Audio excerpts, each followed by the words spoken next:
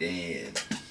Welcome back. Short intro today. This painting is all about cities and the unseen networks that make them work. I'm a painter, but actually I'm an architect. That is my profession. I teach on a course that's about architecture and urban design, so I'm interested in cities. So I'm going to talk about cities today and painting, I guess. The reason why I'm doing this one today is that this painting was selected to be in the Royal Institute of Oil Painters show at the Mall Galleries.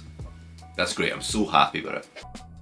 I've had stuff in there before, previous years, and in other Mall Gallery shows, and it is great, so I'm really happy about that. But this is getting posted down on Wednesday. Today is Monday. And just the other day, I dropped it and I've slightly chipped the frame. So I've got to repaint that today and get it ready for posting. Anyway, that's what we're doing today. Fixing this, talking about the painting.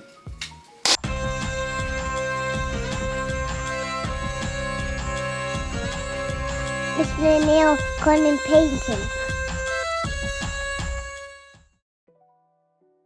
So if you are a previous viewer of this channel, or just my work in general, you'll know that this is a little bit unusual for my typical type of painting.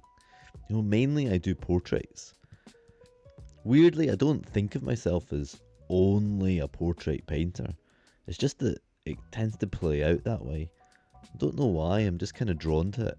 But I'm drawn to other things too. And so this is a painting that I felt compelled to do just because I saw this amazing image. This painting is about cities. I live in Glasgow. It's a moderately big city. It is the biggest city in Scotland. And of course, like all cities, Glasgow relies on its infrastructure to work. When we think about cities, we think about the things we can see. We think about the transport, and we think about the parks and the institutions, the quality of the housing stock, the type of job opportunities and how we get there.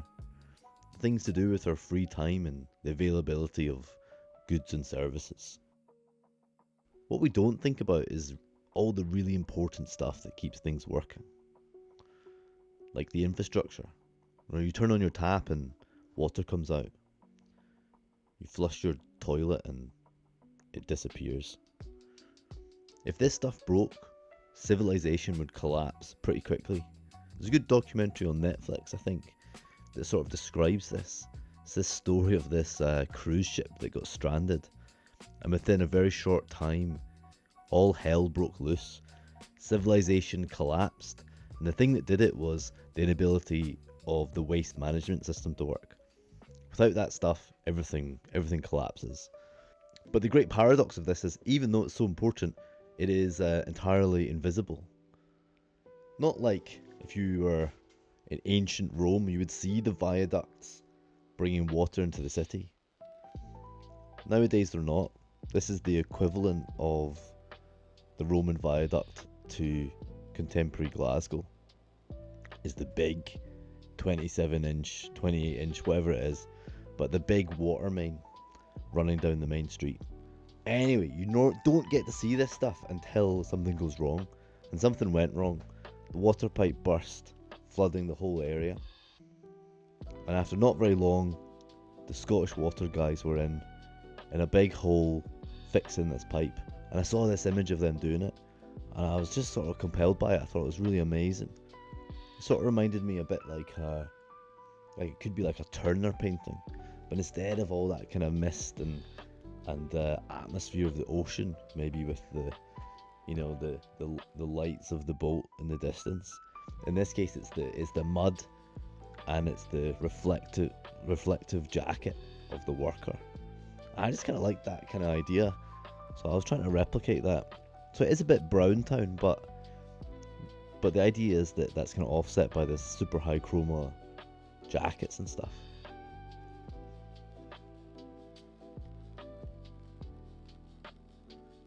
As an architect and urban designer, I would argue that maybe these instances of infrastructure should somehow have a poetic or material presence in the city. They might be part of our social lives as well.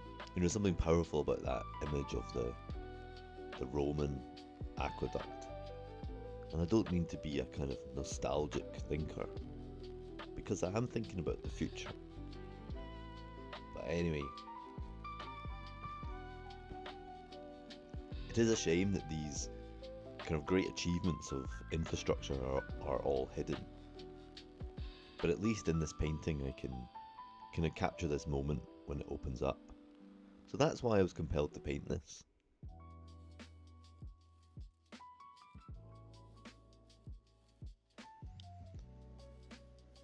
In general, I've tried to keep cadmiums out of my palette, but for this one I did use a little bit of cadmium yellow to get the luminous yellow. I think it's just a little bit of cadmium yellow and some radiant turquoise to just shift it towards that green.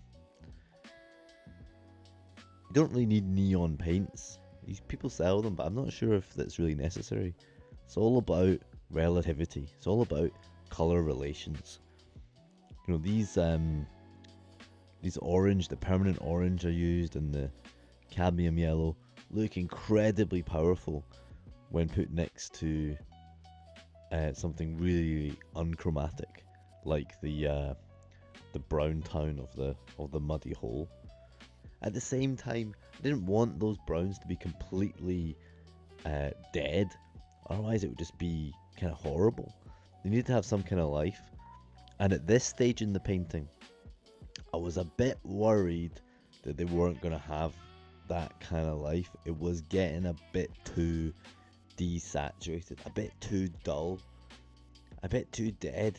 I was worried that in that framing that the chroma of the activity just wouldn't work. And I didn't even really have a sense of that it was in a hole. I don't know what it felt like. It didn't feel wet or muddy. And sometimes when I have these problems, I'm not really sure how to fix it. But usually, if I just keep going, keep painting, something will slowly emerge. That's usually what happens, and that's what happened here.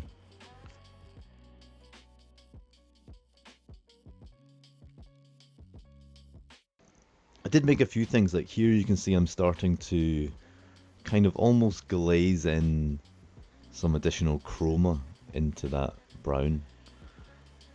Then off camera, you'll see in a minute, I added a few little artifacts. You know, in the image there's kind of reflections of the rain and the light and little artifacts around, so I added a few of these, pushed it a little bit with some bits of pink, and I think it really helped. Suddenly the colours of the brown come out a little bit more, and I had just more of a sense of the frenetic activity of the muddy hole. So anyway, that's it. That's where it got to. Oh, except one last thing I forgot about. The chipped frame. All I did was add a little bit of extra paint. I just use acrylic paint for this. I didn't record it, but a couple of days after this, I went up to a car park in the north of Glasgow and met Tom from Picture Post. They run a really good service where they drive a van around and pick up paintings to take them down to the Mall galleries. So cheers for that, Tom.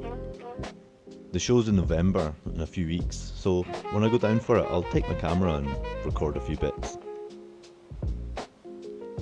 I promise. Anyway, thanks for watching.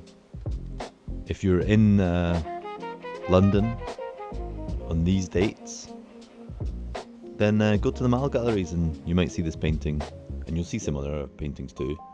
Some of them will be even better than this.